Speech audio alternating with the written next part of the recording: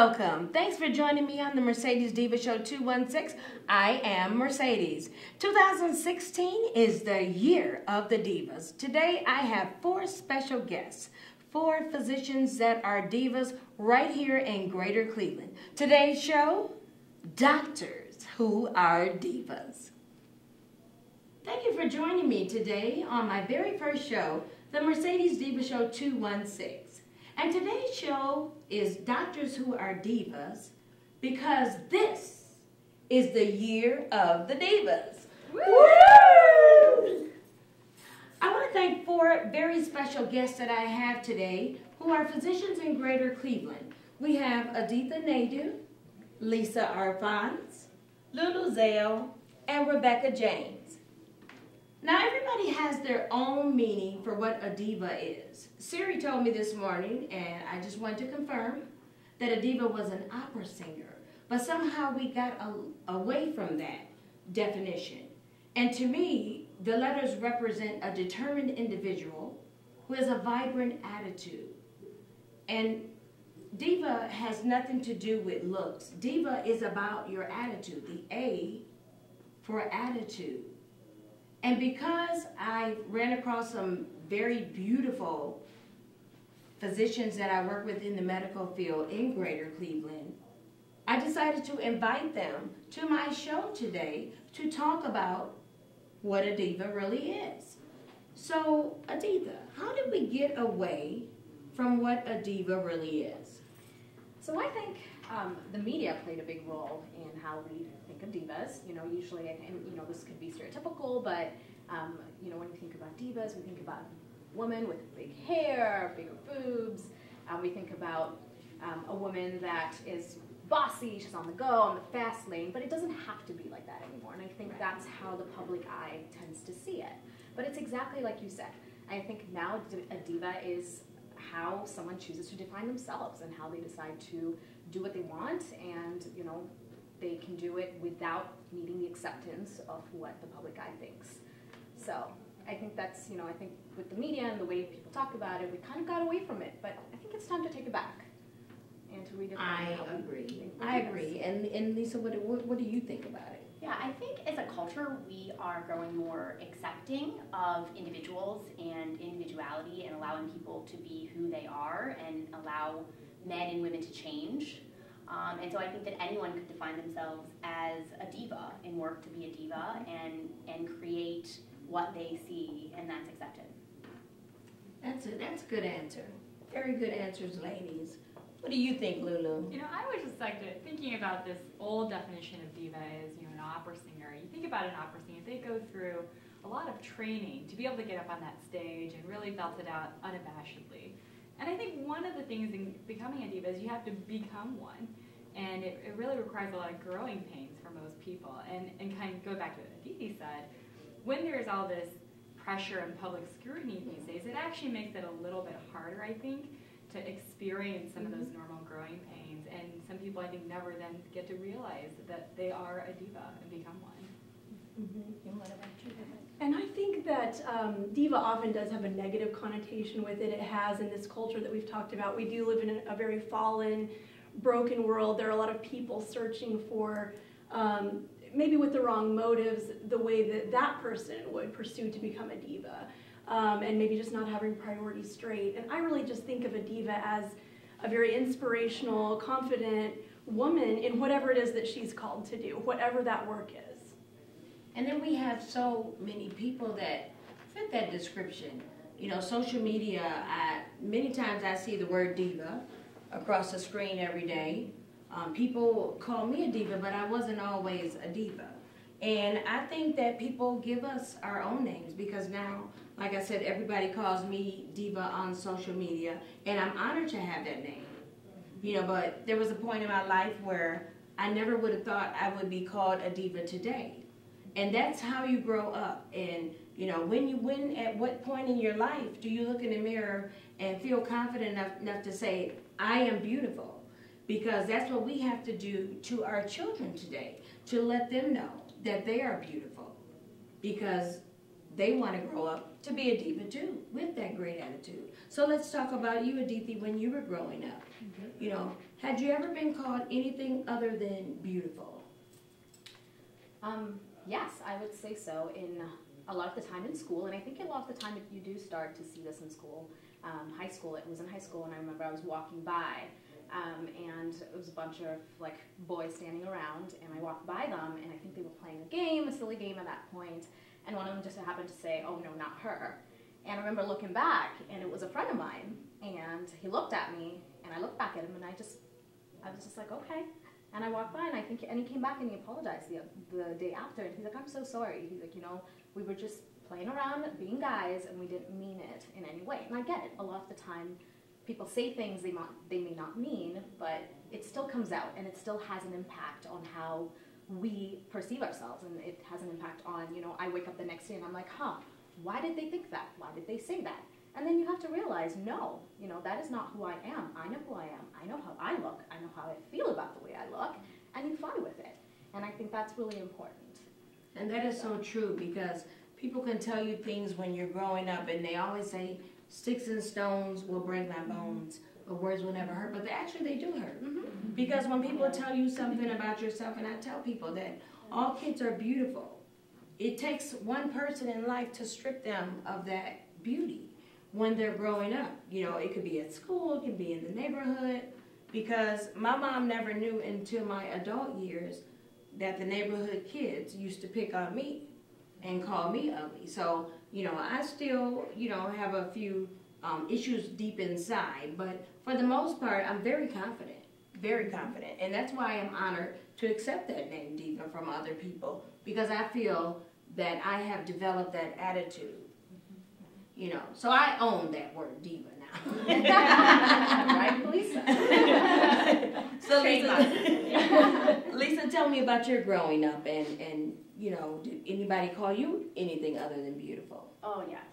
Yes, often. So I remember being in 5th, 6th grade, and I had really curly hair. It was permed, and I had a unibrow, and I had glasses, and I had a mustache, and they would call me Weird Al Yankovic. Oh, no. So, yeah, I still remember that. So, and obviously that's devastating when you're a kid, and I think that people are just trying to find their way and learn who they are and where they fit in and who they can be accepted by, and one way to do that is to exclude others, right? And when you're trying to figure out who you are, someone else is different from you, so let's highlight the differences rather than focusing on the similarities and accepting. And I think I'm more conscientious now of when I internalize things and what I say because of my son. And I want to teach him to own himself and be comfortable in his own skin at an early age, to be able to grow up and be strong and yet still be kind and accepting. So I think that was sort of the switch for me, was when I became a mom. Well, you guys are so beautiful today. Thank you. You're divas. Lulu, any experiences you want to share about growing up? I don't think I know anyone who didn't have an awkward phase. I come in an immigrant family, and in 2nd grade, I remember I had nothing but tracksuits with like kittens on them, and home haircuts and glasses, and it was a very, very uncomfortable phase, and I certainly knew it. But I think what helped is I also knew I was going to eventually get a haircut done by a professional. And it passes, and I think my parents are very helpful in letting me know that, this passes, and you have other attributes besides how you look that define you. And they very much emphasize those other attributes, and that was helpful. And I grew up, I was always one of the shortest kids in the class, and so that begins very early when you have a person in the class who is just shorter or looks younger than the rest of the peers, and so it begins early where you already feel like, okay, am I being a little bit excluded because I already look younger? People don't expect that you're in that grade, or it goes on, and it goes on into your career where your clientele, your patients, might think that you're younger than you are, and so kind of taking over that and owning it and knowing that you can still show your confidence through that.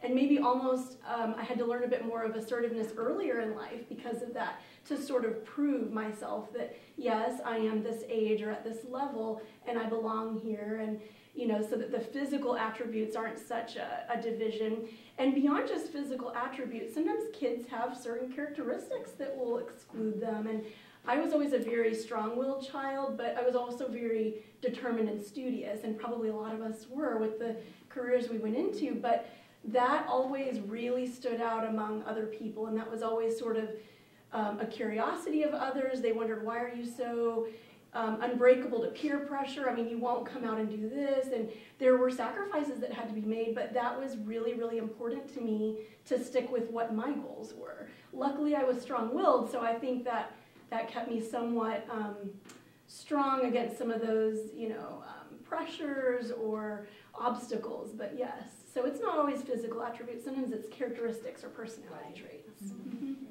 And having your careers, it's hard to maintain, you know, makeup, looking great, you know, for your patients. And a lot of patients are like, wow, my doctor looks good. But they don't know what the story is behind, how much time you spend in the morning. You know, it's about, and you know, and I want you guys to kill this myth. They always tell me that doctors were nerds. All doctors were nerds before, you know, and that's another show, Nerds. This is about divas. But please help me with this. I mean, is this true? No. Yes. You know, I mean, to some extent, there were books involved. You know, we love medicine and learning, and I think most of us probably had very profound relationships with books. But I don't think that's all we ever were. You know, most of us were involved in a variety of things. There's a lot of doctors who are athletes. Many of us are in sororities growing up in college. So we're not only nerds. We're nerds and more. Nerds You're plus. beautiful nerds. You're a diva nerd. Diva nerds. I like it. And you know what? And just like you've reclaimed diva, we will reclaim nerd. I'm proud of that. Yes. And everybody on this panel has that diva attitude, you know. When we come back, we're going to find out from these ladies who inspired them growing up. And that's what we're going to do when we come back. This is the Year of the Divas on the Mercedes Diva Show 216. Woo! Welcome back to the Mercedes Diva Show 216, because 2016 is the Year of the Divas. Woo! We have 4 physician divas that are here today, and today's show once again is Doctors Who Are Divas. So back to our diva conversation. Ladies, there's a body part that I just cannot live without, and that would be my mouth. I talk all the time, nonstop. You know, that's why I don't like to. I mean, texting is okay. You know, people. You know, everybody has those friends that text you all the time and never call you. I mean, you ladies are younger than me, but back in the day, there was no texting. We used to talk on the phone. Call me up. I want to hear your voice. I don't know what I would do without this mouthpiece, because I'm always talking. And that's what divas do. We talk. But I want to know, divas, what body part that you have that has played a contribution to your success today, and that you know you couldn't live without? Becky. So I'm a surgeon. It's my hands. I use them every day. We're all very dependent on our hands. But I am in my zone doing my best work when my hands and I are doing our harmony, our dance. So, but it comes into play as you're meeting patients with that warm handshake, with that gesture of peace and warmth towards others, with your family. So I cannot live without my hands. There. Lulu. Well, I'm an OBGYN, and I'm going to go with my eyes, because, you know, eye contact is so key. And, you know, we're talking about very intimate things in the OBGYN office. And so you really have to be able to look at your patients and read their body language and kind of get a feel for what's going on. And then, of course, when you're also, you know, delivering babies and doing C-sections and things like that, you also really need those eyes. Yes, you do. And I need them so I can see how beautiful. I just keep looking at you guys. You guys are so beautiful. I'm so glad that you're here with me today. Thank you. And what about you? I think I would say my smile. So I'm an oncologist, and I try to make people feel comfortable. I have to deliver bad news, and So I try to be friendly with my smile and warm and opening, and so my smile. And you have a beautiful smile. Thanks, it's true. You have beautiful eyes, and you have beautiful hands. Oh, thank you. Thank you. Aditi. So I would say my most important part, and it has played a role throughout my life, is actually my hair. So growing up, I had the hardest time. I'm Indian, and I don't know too many other family members and friends that have curly hair. So growing up, I had no idea what to do with it. It was a big frizz ball. In Simpsons, you know, the sisters, the twin sisters, that is what my hair looked like majority of the time. Sometimes I think I lost friends because of my hair. So I had a really hard time, you know, knowing what to do with my hair growing up. And then as I got older, I learned to own it. Now I love it. I do everything I can to flaunt my curls, and I'm all about my curly hair now. So And it's been growing pains since you were talking to me. beautiful. Thank you. Thank you. But I love it. I paid for that type of hair. everybody that knows me knows that I change hairstyles all the time. So, you know, I've spent $100 on that hair. I've spent $75 on yours. Each one of you, I've had that type of hair before. So that's something that I couldn't live without, you know, hair. I said my mouth, but I forgot about the hair. So, ladies, there are quotes that we live by every day, and I like the quote that says, "You only live once." But I have, I thought it was a personal quote, but my son reminded me yesterday that someone else has this quote, but I always say, inspire before you expire. You know, inspire others while we're alive here on this earth, because when we're gone, we can leave a legacy, and people can say, you know what? I was inspired by this person. But my son told me yesterday that a guy had a quote, before you aspire before you inspire to expire. So he had all of that. And I said, gee, thanks. You know, here I thought I was original. And he decided to send me and tell me no. But it's a good thing for me to live by. So I want to know, what quote do you live by, Lisa? Mine, I think, is in the moment. Really, because I have to ground myself and stay focused. I can be very hyper and active and be 10 steps ahead. So in the moment. So it allows me to be with my son. It allows me to be with my job. So Love it. Love it. What about you, Aditha? So I've had this quote on my phone for the longest time, and it is, I'm actually not sure who it's by, but it's, "Be fearless in the pursuit of what sets your soul on fire." And I like it because, you know, you find what sets your soul on fire and you pursue it fearlessly. So to love it. But that's one of my favorite quotes. That is beautiful. And what about you, Becky? I have so many, and so it was difficult to pick one. I have so many for different situations. I will say there's a whole chapter in the Bible, actually, Psalm 139, that was very meaningful to me. Growing up in my life, especially in college and medical school, it's a very beautiful chapter. It was read at my wedding. I think during times of turmoil, and I don't actually know who quoted this originally. A pastor once stated it. It was part of a story, but during times of trouble, one thing that I found is very helpful is at the end of this story, it ended with, coming from a ship captain's perspective, this ship was designed with this storm in mind. Knowing that we can get past whatever storm that was that hit us, we can be recoiled from that, we can recover. So that has really helped me in those situations. And one that my mom taught me, and I'm not sure that she created it herself, but somebody might have taught it to her, thinking professionally, is just that a professional is someone who always makes someone comfortable. So no matter who you are, what rank in life that could be seen, and no matter what walk of life, whoever you're around as a professional, you should be making others feel comfortable. So that means a lot to me. Will you please tell her I love her? I will. I love her. That's a beautiful, beautiful piece of advice. And what about you? I have several quotes as well, but I think one that I really like, most of my inspirational words are kind of about self-acceptance and being, you know, comfortable with yourself. So one of mine I like is also religious in origin. It's by St. Francis of Assisi. And it is, "Be patient with all things, but above all with yourself." So I really like that one. That's wonderful. That's beautiful.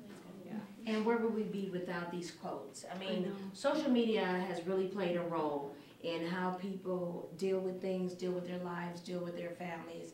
And you see all these memes on there, and you're like, I like that. And what do? We like it and we share it.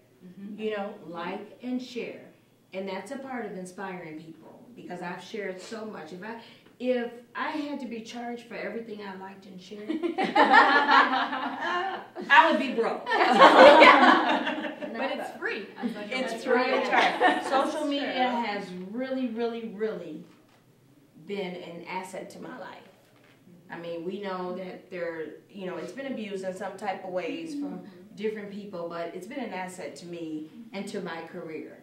I found family members and things like that. So, and plus, where would I be? Social media is the one that gave me the name Diva. There you go. And that's how we ended up right here today. So Becky was talking about her mom earlier and how her mom gave her that quote. But I want to know, how has your mother played a role in your life, in your personal development? So let's start with you, Aditi. So my mom is one of the most important people in my life.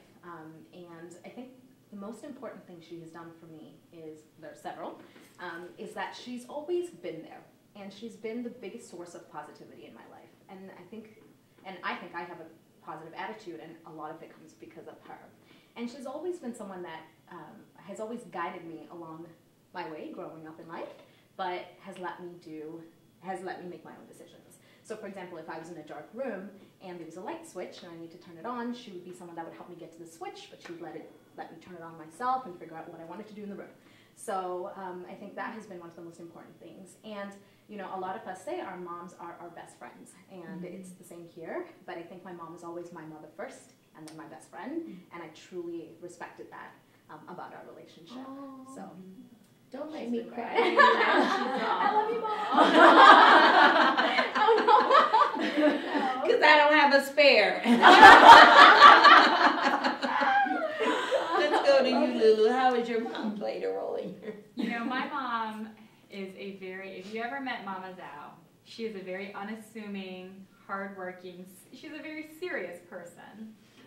But one thing I really got from her is that she is always putting others first, and she's never been self-indulgent in any way. And I think when you grow up with somebody like that, you want to live a life that puts others first as well. And, you know, you want to live a life that, when at the end of it, you've inspired before you've expired. And so that is how my mother has really shaped my whole life, including this career of medicine, where you get to take care of people. So. Yeah. Our lashes are still on. Okay. What about you, Rebecca? Well, very similarly to Aditi, and the thought that my mom is my best friend, I would say, and I'm so close to her. She and my dad both, have done so much for me. Very, very close to them. But as I kind of mentioned earlier, my mom just taught me so much about how to prepare for life and prepare for growing up in wisdoms. And similar to Lulu, too, someone who was such a powerhouse, but she somehow found a way always to put others first in every stage and age of her life as I've watched her, on into the time when she's caring for elderly parents and still, supportive of her adult children. She's an amazing woman. There's nobody like her. So it will be a very, very sad day when I don't have her on this earth anymore. So. Still on. My lashes are still on. Lisa, what about you? Sure. So my mom's name is Alice, so I call her Mom Al, or Mom Girl. And they live very close to me, which is great. They're very involved in my son and still very involved in my life, and that's very important to me. And I think first and foremost, my mom has always said to me, you can do anything. She didn't tell me what I had to do growing up, as far as what I was going to become, and she was supportive of my decisions and really instilled in me that you can do this, you can do this. You work hard and you try your hardest and you do your best, and you will accomplish then what you are set out to accomplish. And so always supportive, and she always still says, I am your biggest fan. I'm your biggest fan. So Mama Al is always there for me, and she just sent me an email this morning saying, how good my chili was. So I'm always trying to find this chili. Yes, I was trying to find these moments to just say how proud she is of me. So she got my back. Absolutely. That's awesome. And it just saddens my heart because there are some women out there who don't have their parents. And Mother's Day comes around and you only get one mother. I mean, my mom struggled to put 3 girls through private school, and I transferred to public my last 2 years, and so there was a difference, And because of the fact that I wasn't the greatest looking person, I had a hard time, going to school every day and, trying to deal with, the point that I didn't have a lot of friends. But my mom was always a go-getter. And she and my grandmother could have $2 and make a meal. They always knew, they were very conservative. And when I was a kid, my grandmother used to send us a box every summer and every winter. And the box had things like underwear, socks, and bras. And, now the kids want electronics and things like that. Right. But we were so happy to get that box, of personal items that we could use in our lifetime. So things have really, really changed from back then. So since my mother was a go-getter and she was a strong person and she always held things together, and that's why I'm strong today, because of my mom, because I had my mom in my life. So I can say, thank you, Mom, for everything that you did. She told me right out of high school, you got to decide what you want to do. So although I thought I wanted to be a nurse, I ended up saying, hey, no, I need to be in the highlights, the spotlights. I need to be here. If somebody had told me, you're going to be doing a talk show with physicians, I would say, no, really, I wouldn't have believed it, because I didn't have that belief in myself. But I believe it today. I'm here, and we're on the Mercedes Diva Show, too. Yes. So I want to ask you guys, if you want to give advice to women out there, I want you to fill in this blank. Women focus too much on blank instead of blank. And this is going to let women know out there, in your opinion, how you feel about this. Let's start with you, Lisa. So I think sometimes women focus too much on what others think of them instead of what they should think about themselves. And owning yourself and worrying about how you feel about yourself and truly loving yourself for who you are rather than what everyone else thinks. It's really a diva. That's important to be a diva. Because this is the year of the diva. It's a requirement of being a diva. Absolutely. Right. Yeah. And what about you? I would say similarly along those lines. I think women these days focus too much on pleasing others and not celebrating themselves, and that's what we should all be doing. That's right. That's right. That was almost exactly what I was going to say. Well, you didn't come up with something else. I'll come back to something else.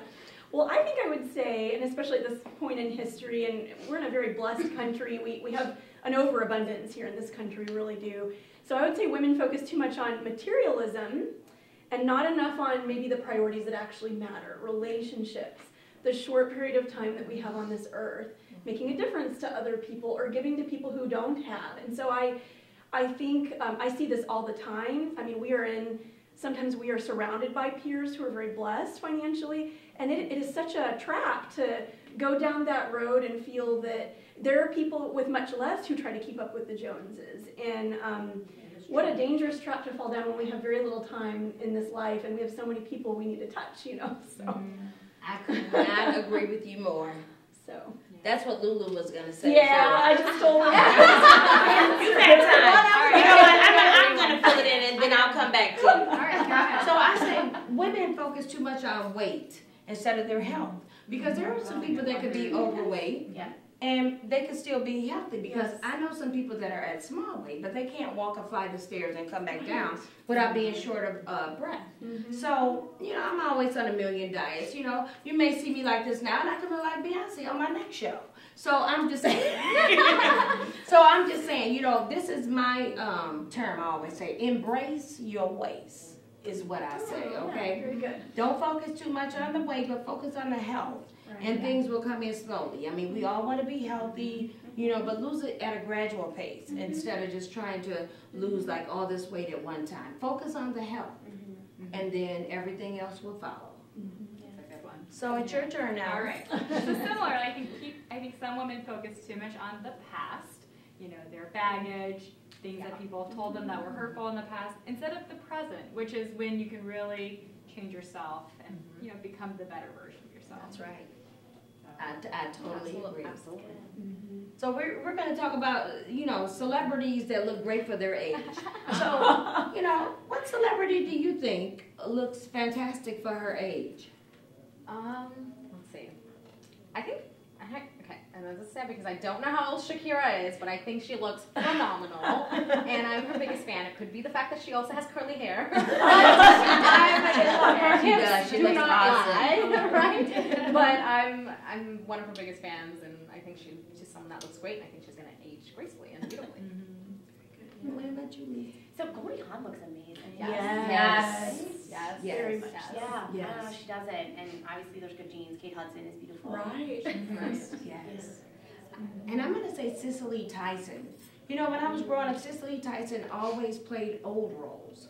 You know, always. It was always a movie that she played in where she looked so old because that's the role she played. But now I saw her and she's like 90 something. And I cannot believe that she looks so young. Her and Tina Turner. Oh, yes. Yeah. And She's amazing. my twin, shout out to Ellen. And also Oprah. I think these ladies look They look phenomenal. Yes. And their youthful attitudes. Yeah. Their attitudes, and I think about them daily. And the Diva. Yeah. So if you're out there listening, I think about you daily, Patty LaBelle and Oprah. And what about you? I was going to say Oprah and then Ellen DeGeneres. You know, they're Yes. both Yes. You would never know it. I mean, Ellen is still up there and dancing on her show. She could be. You could tell me she's a 30-year-old crow's feet, and I would believe you. Yeah. Absolutely. I love Ellen DeGeneres. Oh my gosh. Yeah. So funny. Well, the celebrity I love so much is deceased, but I always, you know, looking through her life and studying her life, she looked amazing even in her most elder years, Audrey Hepburn. Yes. Because some of my favorite photos of her were in her humanitarian efforts when she's doing her mission work and she's just holding these precious children, and the joy that emanates from her eyes, those are those same eyes, you know, when she was in her starlet, you know, phase. And so just that joy that emanates from her, and like you said, that diva attitude, but just such a peaceful, joyful heart that she had. She is gorgeous inside and out. So, And Mother Teresa was too. yes. Mother Teresa all the way up into her last, you know, her quotes, you know, Her smile. her grace, her character, everything. Yeah. So advice to women that are raising daughters, because we all want to raise our daughters to be divas. You have a son, I do. and you have a son, so you can't exactly answer this question, but your advice to women who are raising daughters, because we want them to have that diva attitude as well. What's your advice to women raising daughters? I think to teach them to be kind to others. And have a comfort then with yourself. Mine's along the same lines. Actually, I was going to say that I think one of the most important things we can teach women these days is also to be kind to themselves. I feel like not enough women are kind to yourselves. You know, like love yourself, know your worth, and celebrate yourself. That's you know, right. it's important. Yeah. So. And my advice is to let these children be children. You know, don't try to put them in heels and make up too soon. Yeah. You know, let them enjoy their true beauty, their natural beauty, you know. You know, wait till they get up in age before you do like me and, you know. Don't introduce them to that stuff too young, because we want them to know because under this makeup and this hair, I know who I am inside. Exactly. So, you know, the goal is to raise these young daughters to know exactly who they are and to know that they're still beautiful no matter what they decide to add to what God has given them. So that's my advice. And what's your advice? I would say, you know, you guys all had to learn this stuff, right? We all have amazing mothers who taught us these things. So my advice to young women is to surround yourself with people who genuinely love you, because that is how you will learn to love yourself. That's right. Very good. That's very good Yeah. advice. Yes. So I've actually mentored some colleagues who are actually struggling with assertiveness. It comes back to some of these values my mom taught me. And I realized, wow, you know, there are a lot of people who didn't have that kind of mentorship or a woman role model to teach how to make sure that someone is not taking advantage of you, or to have your voice be heard in life. And so either other professionals within my field or even other girls that I've mentored who are younger, about teaching them how to be assertive. And some of them have said, I still struggle with this. I feel funny asking, or I feel awkward saying that or asking that. And then especially the ones that are adults, I tell them, pretend you have a daughter and you're going to learn this for her. Or, you know, that you're doing this for a younger sister or a niece or nephew. And I don't have a daughter, but I think about I can impact those around me by mentoring, or my nieces, or my friends who have daughters, and try to be that kind of role model and teach in that way. And I think it's equally as important, those who have sons, teaching them how to treat women the right way, and respecting and helping those men. There'll be men someday. This is what a lady is about, and how to respect her and how powerful she is. And that is what I will instill in my son, and it's very important to me. So Absolutely. This is great advice, ladies. I wish we could talk for 2 hours like that. My first show is the best show. But, you know, I just want to ask you all before we go that, you know, I want you to give some words of wisdom, you know, from your heart inside to everybody out there who are listening to the Mercedes Diva Show 216, and who wants to know how they can go through life being a diva as we are, and what you could do to help that phase. What's your words of wisdom? My words of wisdom, I would say, is just knowing that growing up is not easy, and there's a lot of things that will happen in the way, and just knowing that every time you make a mistake, you get right back up and you just keep going, and you try to strive to be the best person you can be. That's great advice. I'm similar to don't give up. Keep trying. You're going to fail. You're going to succeed. You're going to fail again. You're going to succeed. Don't give up. Keep working. That's right. I would say cultivate your relationships. You know, that's how you're going to be able to get up from the inevitable failures in your life. And like I said, if you have people who love you, you're going to be okay. That's right. And I think mine just comes down to kindness, not forgetting kindness. We've talked about that a lot today, but any individual you encounter in life, strangers, your loved ones, acquaintances and friends, just not forgetting kindness, and how you treat others, making others feel comfortable, is just so important in life. And that's what people will remember about you ultimately, is how you made them feel. And I always say, you know, behind every closed door, there's an open door. You know, if the door is closed, don't keep banging on it, because it's not meant for you to go through that door. And I think that mothers need to remind their children, and that way they can deal with rejection better. You know, because I remember, you know, right now in the upper 90 percentile, if I go on an interview, I usually get the job. But when I was young, and, you know, if I was rejected, it hurt me inside. But as we grow older, we realize that those closed doors are closed for a reason, because there's something better down the road. But I want to thank you guys for joining me today on the Mercedes Diva Show 216, the very first show, Doctors Who Are Divas, because this is the year of the Divas. 2016. I was able to have a great show with 4 great physicians of Greater Cleveland. And stay tuned for more things that are coming on the show. This was a great show. And I want to thank everybody for joining me once again. Today we have Aditha Naidu, Lisa Arfons, Lulu Zhao, because I've been calling her Zhao for forever. And I just realized that I'm pronouncing it wrong. It's Zhao. So we just roll with it. So that's right. So that's how we roll. And Rebecca James. Thank you all, ladies, for joining me. Thank you. Thank you for joining me on my very first broadcast, the Mercedes Diva Show 216. You can also catch me on social media on Instagram, Mercedes_Cleveland Diva Star. On YouTube, all future broadcasts, you can hashtag Diva Approved. On Twitter, at Mercedes45Diva, or Facebook, Mercedes Renee Mackey. Thought for today.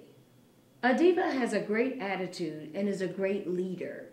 When you are a great leader, everything good will follow. And that is Diva Approved.